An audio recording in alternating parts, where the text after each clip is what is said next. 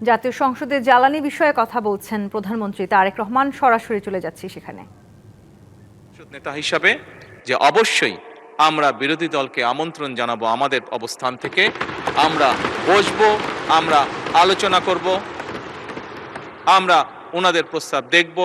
যদি ওনাদের প্রস্তাবে বাস্তবতার নিরিখে যদি কোনো কিছু থাকে যেটি বাস্তবায়ন করা সম্ভব, অবশ্যই আমরা তা করব। কেন করব না? কারণ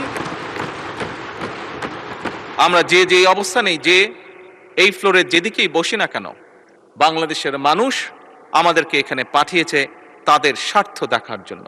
কাজেই বাংলাদেশের মানুষের স্বার্থ, যে আলোচনা করলে বাংলাদেশের মানুষের স্বার্থ রক্ষা হবে, যে কাজ করলে বাংলাদেশের মানুষের স্বার্থ রক্ষা হবে, ইনশাল্লাহ আমরা অবশ্যই সেই কাজ করব।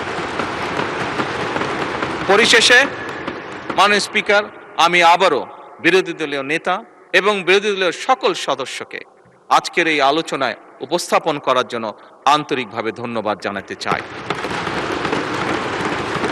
এই বলেই মাননীয় স্পিকার, আমি আমার বক্তব্য শেষ করছি। ধন্যবাদ।